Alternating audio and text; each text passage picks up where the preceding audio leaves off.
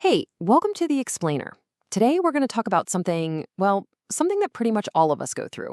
Getting stuck on these painful memories, these moments from our past that just won't seem to leave us alone. Let's dig into why that happens and what on earth we can do about it. You know that feeling, right? That one cringy moment, that awful breakup, that time you really failed at something, and your brain just puts it on a loop. It plays it over and over and over. You try to shut it off, but it just won't quit. It's exhausting, and honestly, it can make you feel completely powerless. Okay, but here is the single most important thing I want you to hear right now. This is not a sign of weakness. You are not broken because this happens. What's really going on is that your brain has flipped a switch that puts it into what's called threat mode. This isn't a character flaw, it's a biological response. And today we are going to pull back the curtain and see exactly how it works. All right, so to really get this, we've got to go back to basics. We have to understand our brain's number one job.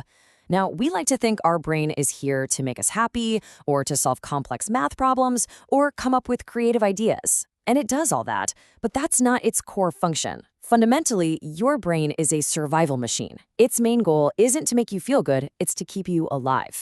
So when you experience something truly painful, I'm talking physical danger, a deep social rejection, a massive failure, your brain's entire mission boils down to one simple, powerful rule. Just one.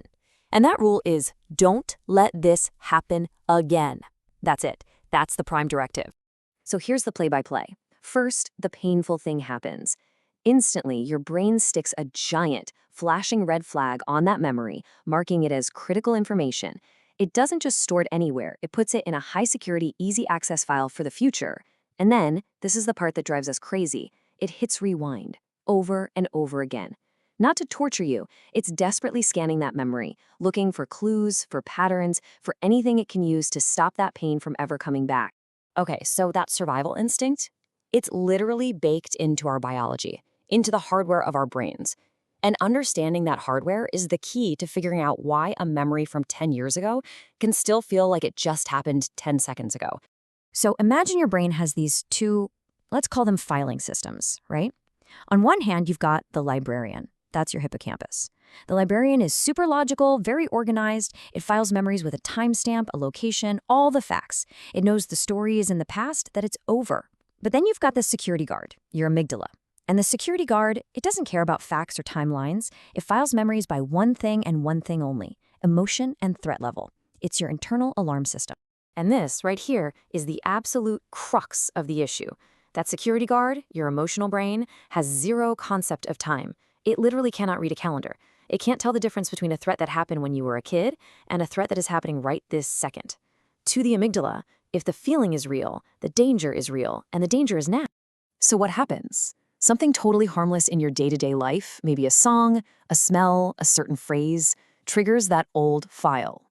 The security guard doesn't check with the librarian. It just slams the panic button. And instantly, your heart starts racing, stress hormones flood your body, and you physically react as if the original danger is right in front of you. Your body is living in the past, even when your mind knows better. And that's when the thought loops begin. So we've got this biological alarm bell just blaring, right? But what keeps it ringing? This is where we move from the brain's hardware to its software. The psychological habits, the thought patterns that keep us stuck on that hamster wheel. It's all about why we can't just think our way out of it. You know, our brains are like little detectives. They hate an open case. If a painful thing happened and it just sort of ended without any closure, without you getting a chance to really process the emotions, your brain slaps a big unsolved stamp on the file. And just like you can't stand that little red notification bubble on your phone, your brain can't stand an unsolved case. So it keeps popping the file open, rereading the evidence, hoping this time it'll find a way to fix it. And this is a trap so many of us fall into. When we're stuck in that loop, analyzing the memory for the 1000th time, it feels productive. It feels like we're doing something about it. But here's the key. Thinking about the event is not the same as processing the emotion of the event. Thinking is like reading the case file over and over. Processing is allowing yourself to feel the grief or anger or fear so you can finally stamp the file case closed. And all of this leads right back to that threat mode. The moment that old memory triggers a stress response, your prefrontal cortex, the logical, rational, problem-solving part of your brain, it basically goes offline. It's like the logical CEO of your brain gets sent on an indefinite coffee break, and the emotional brain, that panicked security guard, grabs the steering wheel. That's why you can know logically that you're perfectly safe, but feel completely and totally terrified. So you might be asking, why on earth would our brain do this? It sounds so counterproductive. Well, it's because it creates a powerful illusion of control. The subconscious thinking is something like, if I just go over this enough times, I'll see the red flags next time. I won't get blindsided again, I'll be ready. Your brain is confusing the act of repeating the memory with the act of protecting you from the memory. Now, if this goes on long enough, something really tricky starts to happen. That story of the pain can get woven so deeply into who you are that it becomes part of your identity. You're no longer just a person who experienced a failure, you become a failure. You're not someone who got rejected, you are the one who gets rejected. And when the pain becomes who you are, the idea of letting it go feels, well, it feels like you're losing a piece of yourself, which is absolutely terrifying.